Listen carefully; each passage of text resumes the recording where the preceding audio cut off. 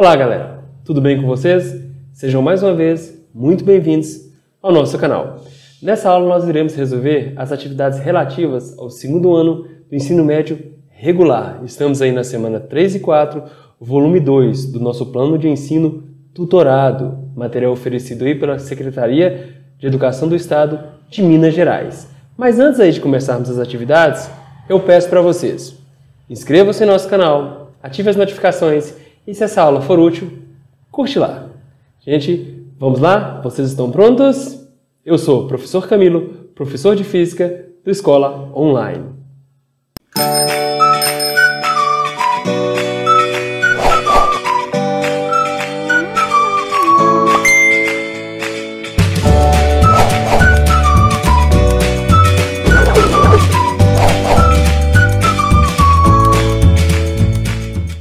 Primeira atividade aí, vamos lá, ó.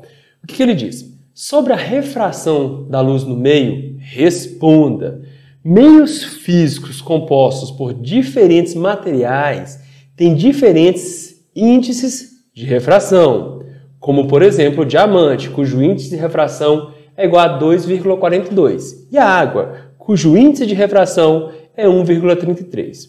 O que é o índice de refração e quais grandezas ele está relacionado? Procura a expressão matemática que é usada para sua determinação, né? Tudo bem. Então vamos pensar um pouco. Eu indago a vocês. Onde vocês têm maior facilidade de movimentação, de locomoção? No meio material ar ou no meio material água? Por que dessa pergunta? Pois bem, vocês concordam comigo que é muito mais difícil se locomover na água? A água é um meio material que opõe-se, que tem uma resistência ao movimento maior quando comparado com o ar? Sim. Pois bem, então eu faço uma analogia.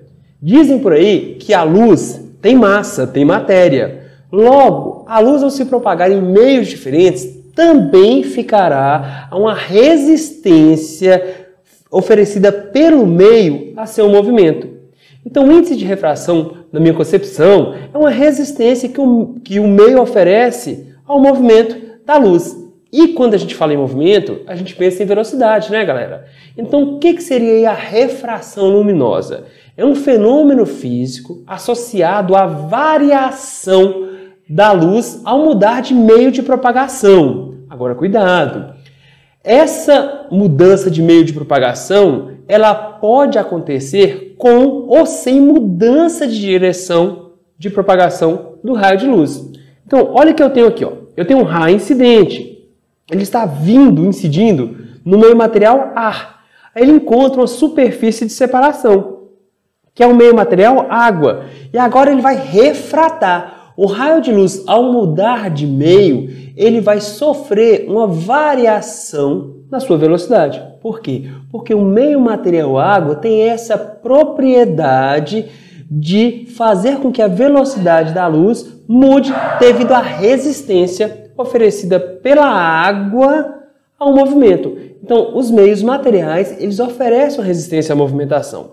Eu só não quero que vocês confundam o seguinte: quando a incidência é oblíqua, ou seja, existe aqui um ângulo de incidência reta normal, raio incidente. O ângulo entre a reta normal e o raio incidente é chamado de ângulo de incidência. Nós já observamos isso aí na aula sobre reflexão, certo? Então, quando existe aqui um raio incidente oblíquo, o raio refratado, aquele que passou para outro meio, além da variação da velocidade devido à resistência oferecida pelo meio ao movimento, ele também sofrerá uma mudança de direção. Mas sempre? Não. Vocês podem perceber que nesse caso, quando o ângulo de incidência é igual a zero, ou seja, esse raio aqui ele está sobre a reta normal, existe a variação da velocidade, pois eu tenho meios diferentes, então eu tenho resistência ao movimento da luz de forma distinta. Só que nesse caso não se tem mudança de direção. A mudança de direção aqui está associada aqui a esse ângulo de inclinação, certo? Então a refração está associada à variação da velocidade da luz ao mudar de meio. A mudança de direção é uma consequência devido aí à forma que a luz se propaga no meio. Tranquilo? Então vamos continuar. Uma primeira aí, ele pede aí uma grandeza relacionada, é a variação da velocidade, certo? Podemos observar também ângulos aí, ó, de incidência e refrações diferentes, devido aí, ó, a meios distintos, ou ao valor do ângulo de incidência, você pode ter um ângulo de refração diferente. Enfim, vamos lá, galera. Então, pensemos nós aqui. Agora, o que é esse tal de índice de refração que ele perguntou? Ou refringência? Ó, índice de refração é o seguinte, é uma grandeza física que te diz, que mede quantas vezes a velocidade da luz no vácuo, tá aqui ó, a velocidade da luz no vácuo é maior que a velocidade da luz em um meio qualquer, em um meio considerado. Eu vou fazer uma comparação. Por que eu falo que ele mede quantas vezes a velocidade da luz no vácuo é maior do que em outro meio? Gente, o vácuo aí a gente considera a ausência de matéria, né? Logo, a luz ao se propagar no vácuo, ela não encontra dificuldade, ela não encontra barreira. Se ela não encontra essa dificuldade, ela consegue imprimir uma maior velocidade. Então a maior velocidade aí, ó, impressa pela luz é quando ela percorre o vácuo. Inclusive tem esse valor aí, ó, 3 vezes 10 a 8 metros por segundo. Eu gostaria muito que vocês entendessem bem esse conceito. Eu tenho um índice de refração do meio material, certo? E eu tenho um índice de refração e a velocidade da luz naquele meio material. E ele me fala aí, ó, primeira questão, sobre a refração da luz no meio, responda. Meios físicos compostos por diferentes materiais têm diferentes índices de refração, certo? Então, o índice de refração é uma propriedade do meio. Como, por exemplo, o diamante. O índice de refração do diamante, 2,42. E o da água, 1,33. É uma grandeza adimensional, né? Você divide velocidade por velocidade, então não tem unidade de medida. O que é o índice de refração e quais grandezas ele está relacionado? Como eu disse para vocês lá atrás. Por exemplo, velocidade, variação da velocidade, certo? Ângulo de incidência e ângulo de reflexão. Grandeza é tudo aquilo que você consegue medir, contar. Isso são grandezas físicas, certo? Então, o que seria o índice de refração do diamante? 2,42. O que é isso, gente? Vamos pensar fisicamente. Ou seja, ó, velocidade da luz no vácuo dividido pela velocidade da luz no diamante igual a 2,42. Ou seja, a velocidade da luz no vácuo é 2,42 vezes maior que a velocidade da luz no diamante. O diamante, ele tem um índice de refração tal que ele é capaz de frear a luz. Então, a velocidade de propagação da luz no diamante é menor. A luz, ao passar, por exemplo, do vácuo para o diamante, ela é freada, certo? Então, veja que houve uma variação da velocidade da luz ao mudar de meio.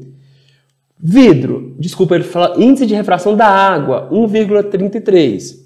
Índice de velocidade da luz no vácuo dividido pela velocidade da luz na água é igual a 1,33. Ou seja, a velocidade da luz no vácuo é igual a 1,33 vezes maior que a velocidade da luz na água. Ou seja, quando a luz incide pelo vácuo, chega na superfície de separação, vou falar ar, tá? O índice de refração do ar é muito próximo do vácuo.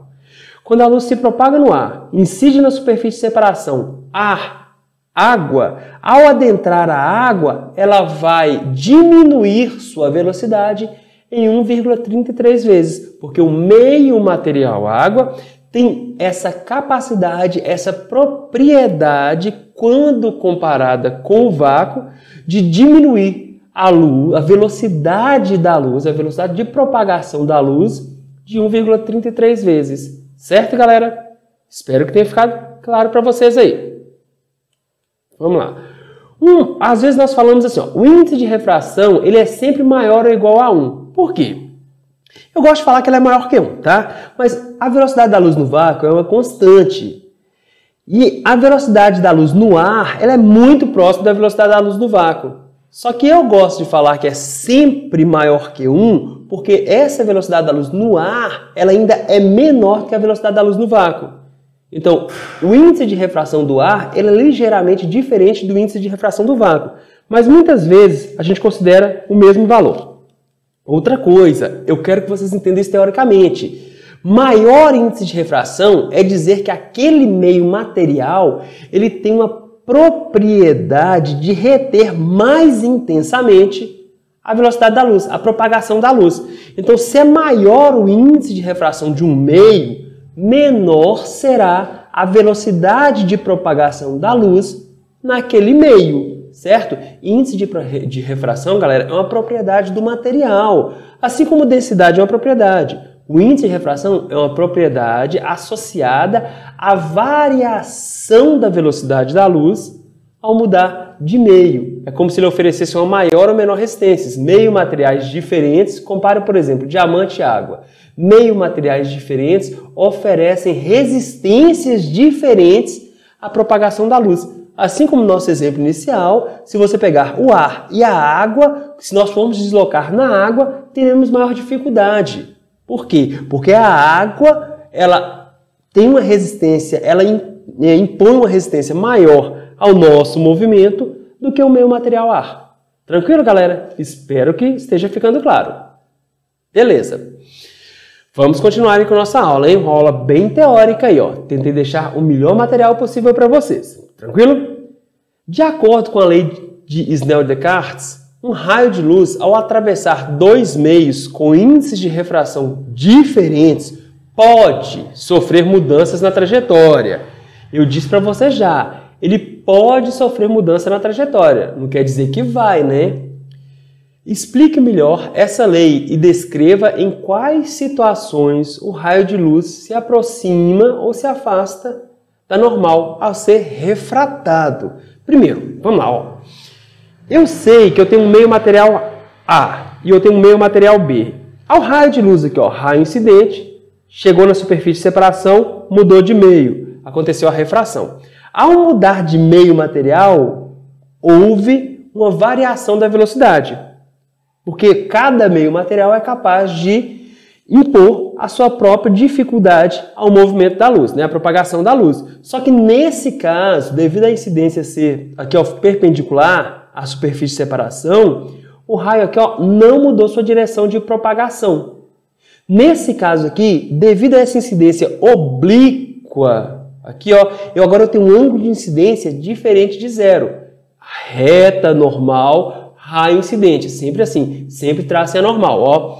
Reta normal, raio incidente. O ângulo entre a reta normal e o raio incidente é chamado de ângulo de incidência. Meio A, meio B. Eu tenho a velocidade da luz em A e a velocidade da luz em B. Essas velocidades serão diferentes porque a luz agora está se propagando, se movimentando, percorrendo meios diferentes. Só que devido à incidência ser oblíqua, o ângulo de refração, que é esse ângulo entre a reta normal e o raio refratado, é diferente do ângulo de incidência. Repara que eu tenho uma linha tracejada que era a direção inicial aqui, ó, na incidência. Mas aqui eu tenho um desvio, e eu chamo isso aqui de ângulo de desvio. Então o raio agora, ao mudar de A para B, ele deu uma quebradinha, certo? Ele aproximou, nesse caso, da normal. Tá? Mas vamos explicar agora o que é aproximar e afastar da normal, certo? Então, o que Snell percebeu? Snell percebeu que se você pegasse o valor do índice de refração do meio e multiplicasse pelo seno do ângulo lá formado entre a reta normal e o raio lá considerado, esse valor era uma constante. Então, o que a gente pode dizer, generalizando? Índice de refração do meio incidente vezes seno do ângulo de incidência é igual índice de refração do meio refringente vezes seno do ângulo de refração. E essa relação ela é verdadeira, certo? Mas eu quero que vocês percebam que Snell observou essa constante aqui, ó. Certo, galera? Vamos lá. De acordo com a lei de Snell, né, um raio de luz, ao atravessar dois meios de índice de refração diferentes, pode sofrer. Lembra disso aí, né, galera? Não quer dizer que sofre. Mudanças na sua trajetória. Explique melhor essa lei e descreva em quais situações o raio de luz se aproxima ou se afasta da normal. Então, minha intenção agora é pegar essa segunda parte da questão B, ó. Então, o que eu tenho? Primeiro, vamos considerar o seguinte. Raio de luz passa né, de meios menos refringentes para meio mais refringente. Ou seja, de um meio que oferece uma menor resistência à propagação do raio de luz para um meio que oferece uma maior resistência, uma maior dificuldade, segura mais o raio de luz. E aí, galera, o que vocês podem falar em relação a isso? Primeira pergunta, se eu vou de um meio menos refringente, onde o índice de refração é menor, para um meio onde o índice de refração é maior, o índice de refração ser maior significa que aquele meio material ele é capaz de reter com mais intensidade a luz. Logo, galera, a velocidade da luz tem que diminuir, né? Se o meio refratário, que é o meio refringente aqui, ele tem maior índice de refração, significa que ele tem um poder maior de reter o movimento da luz. Logo, a luz tem que diminuir sua velocidade. Beleza. Professor, tem algumas exceções? Existem uns processos aí chamados de descontinuidade óptica. Sim, se você procurar, você vai ver fenômenos interessantes aí sobre a descontinuidade óptica, mas não vamos considerar isso agora. Agora vamos aplicar a lei de Snell aí, tá bom? Índice de refração do meio incidente seria meio 1, vezes seno do ângulo de incidência é igual índice de refração do meio aqui, ó, refringente aqui, do meio 2, vezes seno do ângulo de refração. Eu estou afirmando para vocês que esse valor N2 é maior que o valor N1. Então vamos pensar, se N2, se esse cara é maior do que esse, logo, para que essa igualdade aqui, ó, se mantenha, N2 maior que N1. Logo, esse seno do ângulo de incidência, seno de θ1, tem que ser maior que seno de θ2, para você conseguir a igualdade dos produtos aqui. Como nós estamos aqui analisando esses ângulos aqui entre 0 e 90 graus, seno de θ1 tem que ser maior que seno de θ2 devido à situação oposta, ó, de um meio menos para um meio mais refringente. Logo, galera, θ1 maior que θ2. Quem é θ1? Ângulo de incidência. Quem é θ2? Ângulo de refração. Como esse ângulo de refração é menor, esse raio deu uma quebradinha aproximando-se da normal. Agora o pessoal generaliza, né? E fala assim, ó, quando você vai do meio menos para um meio mais, o raio aproxima da normal. Tá bom, eu gostaria que vocês entendessem essa análise. Se vocês compreenderem essa análise aqui, vocês não vão ficar decorando isso, certo? Então, observando a lei de Snell, observando aqui diretamente o que acontece quando você vai de um meio menos para um meio mais refringente, você consegue explicar o fenômeno físico aí, certo? E é isso que te pede atividade. Vamos para outra situação que ele pediu, ó. Explique melhor essa lei e descreva em quais situações o raio de luz se afasta ou se aproxima da normal. Vamos para a segunda situação. Raio de luz passa agora de um meio mais refringente para um meio menos refringente. Galera, um meio mais refringente significa o quê? Que ele resiste mais, ele se opõe mais à movimentação da luz. E aí, esse raio de luz ele incide na superfície de separação entre dois meios. Nesse caso, ele bate e passa. Certo?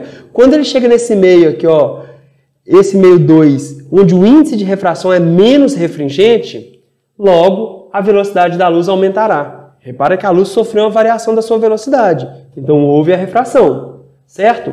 E nós estamos percebendo o segundo caso analisado, onde o índice de refração do meio 1, certo? Ele é maior que do meio 2, ó, mais para menos. Certo? Então a luz aí, nesse caso, aumentaria a sua velocidade, pois o meio 2 oferece uma menor resistência ao movimento. Mais uma vez, utilizemos a lei de Snell, certo? Índice de refração do meio incidente vezes seno do ângulo de incidência é igual índice de refração do meio aqui, ó, refringente, vezes seno do ângulo de refração. Se vocês quiserem observar, nós estamos observando, afirmando para vocês que o índice de refração do meio 1 é maior que o 2. Então, esse número N1 ó, tem que ser maior que esse. Para equilíbrio da igualdade, seno de θ1, esse valor agora, tem que ser menor que o seno de θ2. Para que isso aconteça, estamos aqui analisando ângulos entre 0 e 90 graus. O ângulo de incidência, θ1, tem que ser menor que o ângulo de refração. O que é o ângulo de refração? o ângulo entre o raio refratado e a normal. Nesse caso, ele deu uma quebradinha e o raio se afastou da reta normal quando ele foi de um meio mais para um meio menos refringente. Espero que vocês entendam essa análise aqui, ó. Regra geral que eles colocam para vocês. Toda vez que um raio de luz se propaga obliquamente de um meio mais refringente para um meio menos refringente, o raio de luz se afasta da normal. Eu frisei aí que essa implicação aqui, ó, essa situação tem que acontecer com incidência oblíqua e não com incidência perpendicular, né? Sobre aqui a normal, sobre a reta normal. Senão ele passaria sem sofrer desvio. Certo, galera? E aí, ó, revisem a teoria aí, porque são questões muito teóricas, tá? Mas que tem muito fenômeno físico associado. Aí vem essa questão. Quando eu li essa questão, eu fiquei meio assim, sem muita noção do que eles queriam como análise. Pois bem, eu vou fazer a análise aí que eu entendi, certo?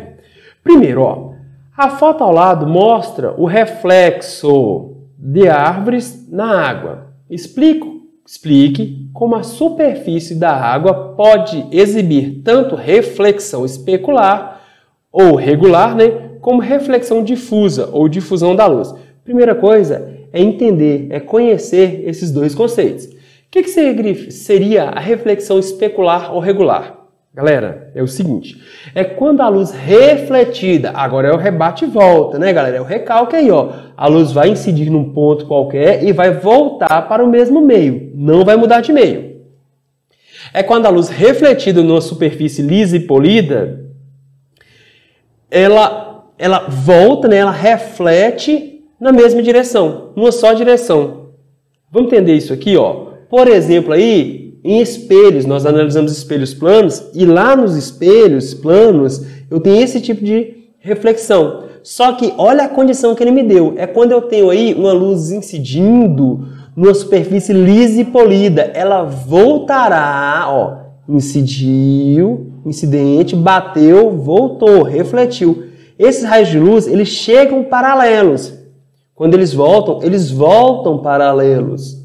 Ah, professor, mas e como que eu vou aplicar? Galera, definição geral. Se você enxerga um objeto, é porque o raio de luz está sendo enviado ou reenviado por aquele objeto para seu olho. Então, para você enxergar o objeto, o raio de luz que sai daquele objeto tem que chegar no seu olho, imprimindo a imagem lá na sua retina. O que eu estou dizendo? Eu tenho dois observadores aqui, ó. Só que esse observador aqui, repare que o raio que chega aqui, que bate e volta, que é refletido, ele não encontra esse observador. E eu preciso que esses raios refletidos encontrem o observador para que o observador enxergue o objeto.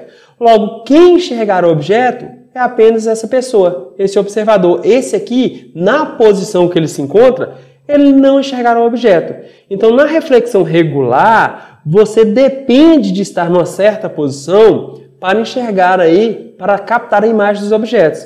Você pode muito bem estar aí próximo ao espelho, mas mesmo assim não enxergar uma pessoa com a imagem refletida pelo espelho. Por quê? Porque você não está dentro do campo visual. Você não estaria recebendo o raio que sai daquela pessoa, incide no espelho, voltando para o seu olho. Então a reflexão regular acontece em superfície lisa e polida, bem polida. O que seria a reflexão difusa ou difusão da luz? É quando a luz que é refletida, né, ela é refletida em todas as direções, devido ao fato da superfície ser rugosa. A superfície refletora, ela não é regular, ela é irregular, ela é rugosa. Olha, ó, mesmos raios incidentes, ó, mesmos raios incidentes. Só mudei a característica da superfície. Essa superfície é o quê? Rugosa, ela não é polida. Certo? Então, repara que o raio incide, volta em uma direção. Esse outro raio incide, volta em outra direção. Esse terceiro raio incide, volta em outra direção. Agora, cuidado, galera. Essa reflexão respeita as leis da reflexão, tá? Raio incidente, raio refletido e reta normal estão no mesmo plano. O ângulo de incidência é igual ao ângulo de reflexão. Ela respeita as leis, tá? Não pensa aí que não respeita não, porque as leis são respeitadas. Você teria que dar um zoom aqui e traçar uma reta normal e observar o que está acontecendo, tá? Só que Como que eu posso aplicar isso? No dia a dia, no cotidiano. Vocês, nesse momento aí, estão passando por esse fenômeno aí, ó. Vocês enxergam os objetos no seu entorno devido à reflexão difusa, galera. Você olha para uma mesa, a superfície da mesa é rugosa.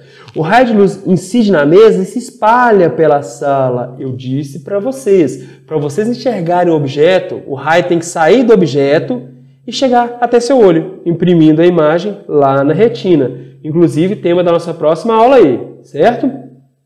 Logo, galera, o que acontece? Como esse raio espalha, agora tanto esse observador quanto esse poderão aí, ó, receber a imagem, observar o objeto aí, certo? Nesse primeiro caso, esse raio refletido seria numa única direção. Aqui os raios refletidos se espalham pelo meio, sendo aí captados, ó, pelos dois observadores no caso aqui. Então é pela reflexão difusa que você consegue aí, ó, enxergar os objetos no seu entorno. Por quê? Porque os objetos em geral são rugosos, não são perfeitamente polidos. Tá.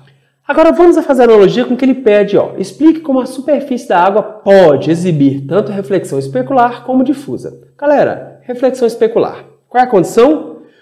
Quando a luz é refletida numa superfície lisa e polida, certo?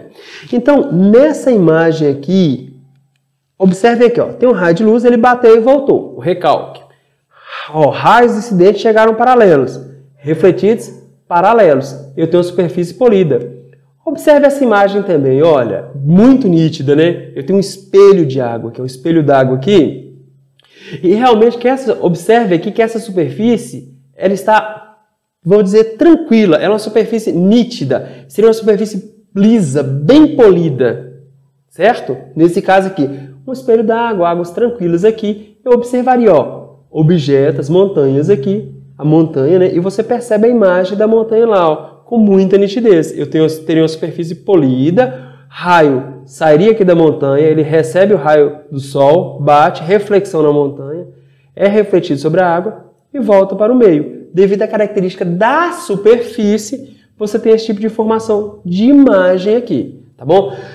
Eles costumam falar o seguinte, que quanto maior o ângulo de incidência, devido à distância que esse objeto está aqui, ó, da água, esse vai chegar aqui, ó, com maior inclinação. Mas você pode muito bem chegar, como Narciso fez lá, né, na mitologia lá, né, observar sua imagem em águas límpidas. Você pode estar observando bem de cima a imagem, sobre o normal aí, e ainda observar a sua imagem. Então, o que ele fala aqui são características de reflexão regular e difusa. Então, é devido à superfície ser lisa aqui, ó, que nós temos essa formação de imagem. Poderia trabalhar no mesmo sentido. Ele me afirma que a água também pode oferecer o fenômeno da reflexão difusa. O que seria a reflexão difusa ou difusão da luz? É quando nós temos raio incidente, acha uma superfície rugosa, que não é lisa, e esses raios de luz, ó, eles se espalham. Observe nas imagens aqui, ó, eles se espalham pelo meio. Aí todos os observadores que captam essa luz refletida poderão ter noção da imagem. A água aqui, ó, repara que não está mais em águas calmas. Essa agora a superfície aqui, ó, ela não está mais uma superfície lisa. Logo, você percebe a imagem, mas devido à superfície não ser perfeitamente lisa, você compromete a nitidez da imagem, certo? Então, o fato de reflexão ser regular ou difusa está associado com rugosidade, polidez da superfície. Tranquilo? É isso que eu consigo tirar dessa questão aí, certo? Mais do que isso, eu não consigo fazer uma análise com esses dados que eles me deram aí. Tranquilo, galera? Partamos para a próxima questão. Tudo bem. Ele quer saber o seguinte, como a refração da luz permite a compreensão do fenômeno natural, em que as cores da luz branca emitidas pelo Sol são separadas e projetadas no ar ao atravessar gotas de água suspensas após uma chuva, por exemplo. É o famoso arco-íris. Galera, eu preciso agora fazer uma análise com vocês e peço para que vocês prestem muita atenção nessa análise aqui. É com o suporte dessa análise que nós vamos tentar entender o fenômeno do arco-íris, tá? Primeiro, se eu tenho um raio incidente que se propaga num meio material de menor índice de refração e esse raio passa para um meio material de maior índice de refração, ele se aproxima da normal. Tranquilo? Isso não é verdade? Tá. Imagina que eu tenho aqui ó, um prisma, um pedaço de vidro aqui, ó, dessa forma aqui. Eu tenho meu material vidro. Eu tenho aqui ó, dois meios materiais associados, ar e vidro. E aí tem a luz branca. A luz branca vai incidir, vai vir pelo ar e incide no vidro. Galera, vocês aí sabem nem que a luz branca é formada pela junção de todas as cores. Quando vocês estudarem ondulatória, nós vamos falar com maior propriedade, né, em frequências. Por enquanto aí, como eu estou falando em óptica geométrica, eu vou falar em cores, tá? Então você tem a junção aí ó, de todas as cores. Vamos falar prioritariamente em 7 cores. Vermelho, alaranjado, amarelo, verde, azul, anil e violeta. Tranquilo. Quando esse raio incide aqui sobre essa superfície de separação, primeiro passo, traça a reta normal. Ela forma 90 graus com a superfície de separação. Ela vai mudar de meio. A incidência é oblíqua, ó, galera. Ó, existe um ângulo aqui ó, de incidência. O ângulo entre a normal e o raio incidente é diferente de 0 graus. O que vai acontecer? A luz não irá percorrer aqui ó, dessa forma, continuando sua direção de movimento. Ela dará uma quebradinha. E vocês podem perceber que haverá uma separação das cores aí, onde o vermelho ficará mais acima e o violeta ficará mais abaixo. Haverá essa separação. Galera, houve uma mudança de direção aqui ó, da propagação dos raios de luz. Eu tenho uma luz policromátida, várias cores. E aqui eu tenho luzes monocromátidas, única cor. Houve, né? Só que esse desvio foi diferente. O que eu estou falando para vocês? O meio material vidro, ele tem índices de refrações diferentes para as diferentes luzes monocromáticas. Então, o mesmo meio material, ele pode apresentar dificuldade, índice de refração diferente para determinada frequência aí. O índice de refração do vidro para o vermelho é menor. Galera, repara que o vermelho aqui ó, sofreu menos, ele desviou menos. O ângulo de refração do vermelho aqui ó, é maior. Já o violeta desviou mais, então o violeta sofreu mais. Então o índice de refração do vidro para o vermelho é menor. Logo, o vermelho terá maior velocidade e menor desvio. Gente, não vai ter que ter uma variação da velocidade da luz aqui? Como o vermelho ele desviou menos, ele sofre menos aí a retenção do vidro aí, do índice de refração do vidro, com o índice de refração do vidro, né? A velocidade do vermelho é maior quando comparado com o violeta, né? Então, o índice de refração do vidro para a luz violeta é maior. Violeta terá menor velocidade ao percorrer o meio material vidro e sofrerá aqui um maior desvio quando passar do ar para o vidro. E nós temos aí, ó, muito comum esses experimentos, esse experimento que é a dispersão luminosa. Ó. Você pega uma luz policromática, a luz branca, incide no prisma e aí você dispersa a luz em luzes monocromáticas, onde eu tenho vermelho, alaranjado, amarelo, verde, azul, anil e violeta. Tá. Agora, se você observar um arco-íris, você não sabe onde termina o vermelho e começa o alaranjado. Então eu tenho infinidade de frequências, infinidade de cores só entre o vermelho e o alaranjado. Isso aqui é uma forma muito mais didática de lidar com a situação e explicar os fenômenos naturais aí, tá bom? Mas nós temos várias frequências, vamos considerar essas 7 cores aí, certo? Eu tive uma dispersão da luz, uma dispersão luminosa, ó, separou-se as cores, certo? Ah tá, então vamos começar a pensar então especificamente no arco-íris. Primeiro, eu tenho uma gota d'água. Eu tenho dois meios materiais diferentes aí, ó. Eu tenho o ar e suspenso no ar, eu tenho gotículas de água. Então eu tenho dois meios materiais. Eu vou analisar aqui, ó, a direção de propagação da luz verde, uma luz policromática, só para observarmos aqui o que vai acontecer. Luz verde incide pelo ar, ele vem aqui, acha a superfície de separação ar-vidro. O que eu faço agora? Reta normal. Lembra lá? Quando o raio de luz passa de um meio de menor índice de refração para um maior índice de refração, aproxima-se da normal. E olha que a incidência é oblíqua. Agora aqui, cuidado, vou colocar uma reta normal. Galera, cuidado, muito cuidado nessa hora. O que eu vou fazer aqui é para analisar o arco-íris. Esse raio de luz aqui, ó, ele vai sofrer uma reflexão interna, bate e volta. Mas, por favor, isso aqui, galera, não representa reflexão total não, tá?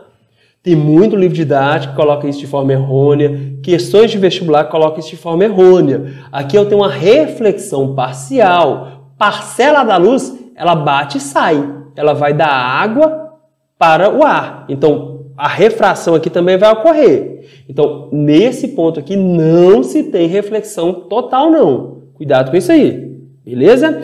E agora, incidiu aqui, ó. Essa luz incidiu.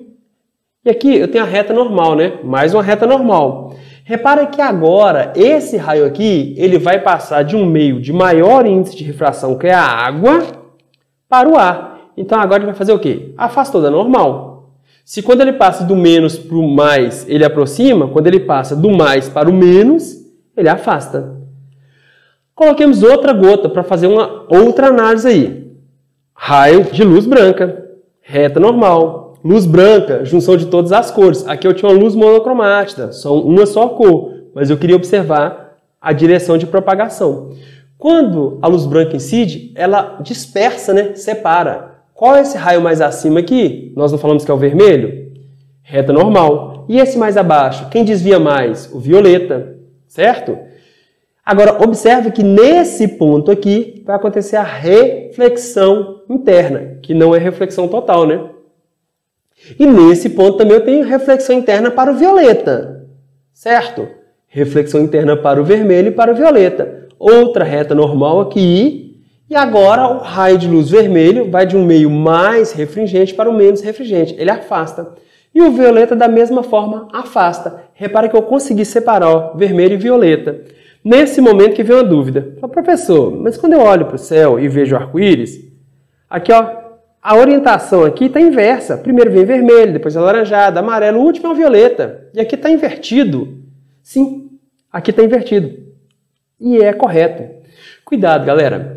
Você recebe a luz advinda da gotinha. Só que você não recebe todos os raios. Você não recebe esse vermelho e esse violeta da mesma gota, não. E entre o vermelho e o violeta, você tem o alaranjado, amarelo, verde, azul, anil e o violeta, né? Então, as gotas mais acima, elas reenviam luz vermelha para você, certo? Se chega no seu olho luz vermelha nessa direção e sentido da gota mais acima, acima você vai ter que enxergar a cor vermelha. Se mais abaixo chega a luz violeta para você, né? A gente fala que é até difícil saber o que é o violeta, mas se chega dessa gota mais abaixo aqui, somente luz violeta, nessa região você enxerga a violeta. Então, aí você tem no meio aí, ó, alaranjado, amarelo, verde, azul, anil. Então você enxerga um arco mesmo, devido à sua posição. Você enxerga um arco, um arco-íris. E detalhe, né? Repara que eu estou recebendo a luz solar. Para que você perceba o arco-íris, vocês têm que estar de costa para o sol, certo? Você está de costa para o sol está enviando luz, esse raio luminoso está mudando de meio, ó, ar para água, e acontece todo esse processo aí, tanto refração quanto reflexão. Aí você entende a formação do arco-íris. Eu sei que não é algo tão fácil, o material está aí para vocês, ó, para vocês que possam pesquisar e entender, certo? Estamos aí para tirar dúvidas, temos o maior prazer em tirar dúvidas aí, basta deixar as dúvidas no canal. Peço aí para vocês, ó, nos sigam aí nossos canais, certo? Terminamos aqui a primeira parte da nossa aula, logo logo a gente vem com a segunda parte da nossa aula e deixem dúvidas. Galera, muito obrigado pela atenção que nós temos recebido e nós estamos muito felizes, tá? Muito obrigado e bye bye!